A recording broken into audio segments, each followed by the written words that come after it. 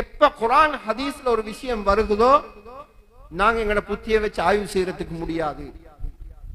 உலகத்துல மனுஷனுக்கு அறிவு 3 விதத்துல வாரத்துக்கு. ஒன்று அவனுடைய புலன்களால, கண்ணால பார்த்து, காதால கேட்டு, அவனுடைய புலன்களால் அவனுக்கு கிடைக்கக்கூடிய அறிவு. இரண்டாவது ஒன்று இருக்குது, அவனுடைய அனுபவத்தினால் அவனுக்கு கிடைக்கக்கூடிய அறிவு. இது சாதாரணமாக இன்றைக்கு நாங்க எல்லா துறையிலும் நாங்க பார்க்கக்கூடிய ஒன்று. மூன்றாவது ஒரு அறிவு இருக்குது, இது முஸ்லிம்களோட சம்பந்தப்பட்டது. அது என்னன்னா, இந்த ரெண்டுக்கும் அப்பால வஹீயுடைய அறிவு. அல்லாஹுடைய ரசூல் ஸல்லல்லாஹு அலைஹி வஸல்லம் அவங்களும் சொல்லி தந்த விஷயங்கள்.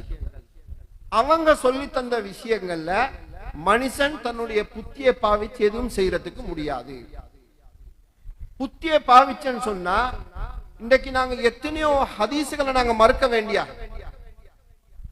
ஒரு உதாரணம், ரசூலுல்லாஹி ஸல்லல்லாஹு அலைஹி வஸல்லம் அவங்க தண்ணி உள்ளுக்கு கைய போடுறாங்க. சின்ன பாத்திரம் இருக்கிறவங்களுக்கு உது செய்யறதுக்கு தண்ணி போதாது, தண்ணி உள்ளுக்கு கைய போடுறாங்க. நபி அவங்களுடைய இந்த விரல் இடையில இருந்து தண்ணி ஊத்தெடுத்து கொண்டு இருக்குது. சுமார் 60 பேர் 70 பேர் அந்த தண்ணியில உது செய்யறாங்க. இது எங்கட புத்திக்கு படாது. விரலை வெட்டினா ரத்தம் வரும். சின்ன ஒரு பாத்திரத்துல தண்ணியில 70 பேர் உது செய்யறா.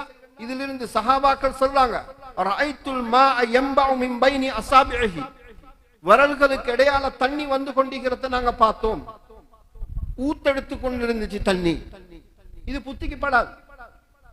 ஒரு இரவுல, மிஅராஜுடைய ஒரு இரவுல 7 வானங்களை தாண்டி அல்லாஹ்வை போய் சந்திச்சிட்டு காலையில சுபஹுடைய நேரத்துல நபி அலைஹிஸ்ஸலாத்து வஸ்ஸலாம் வந்துட்டாங்க. இது எப்படி சாத்தியமாகும்? இது எங்கட புத்தி ஏற்றுக்கொள்ளுமாண்டா? எங்கட புத்தி ஏற்றுக்கொள்ளாது.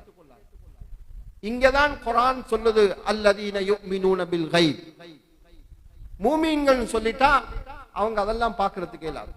எப்ப ஆதாரபூர்வமாக குர்ஆன் சுன்னால் எங்களுக்கு ஏதாவது ஒன்று கிடைக்குதோ அதுல எங்கட புத்தியை நாங்க பாவிக்கிறதுக்கு முடியாது. ஹதரத் அலி ரலியல்லாஹு தஆலா அதனால தான் சொன்னாங்க, லவ் கான தீனு பிர் ரஅய் லகான அஸ்ஃபலுல் குஃபி அவுலா மின் அஅலாஹு. உங்களுக்கு தெரியும், எங்கட நாட்டுல அது பாவனையில குறைவு இருக்குது. வெளிநாடுகள்ல கடுமையான குளிர்காலத்துல தோலால சொக்ஸ் போடுவான். அந்த சொக்ஸ் போட்டன்னு சொன்ன, அந்த தோலால போடக்கூடிய அந்த சொக்ஸ் இருக்குது, அதுக்கு மோசான்னு சொல்லுவாங்க உருதுல, காலுரை. அது போட்டன்னு சொன்னா கால் கழுவாம அதுக்கு மேலால மசூல் செய்யறதுக்கு அனுமதி இருக்கு.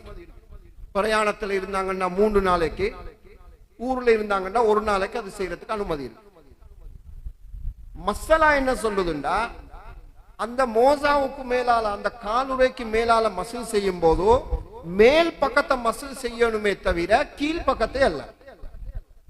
ஹதரத் அலி ரலியல்லாஹு தஆலா என்ன சொல்லி காட்டுறாங்கண்டா, மனுஷன் புத்தியை வச்சு தீன பார்க்கிறதாக இருந்தால் இந்த மோசால காலுரையில எங்க மசூல் செய்ய சொல்லிக்க வேணும்? கீழே தடவுங்கன்னு சொல்லியிருக்கேன். கீழே தான் ஊத்தப்படுது. கால் வச்சு நடக்கக்கூடிய பகுதி கீழ் பகுதி.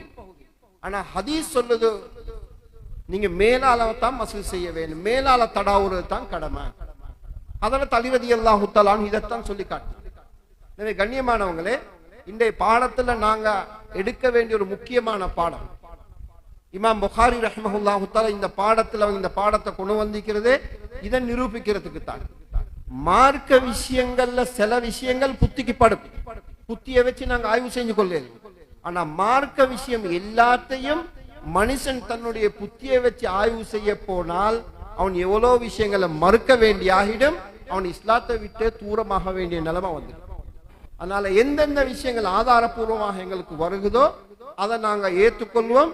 அதுதான் ஒரு மூமியினுடைய தன்மை.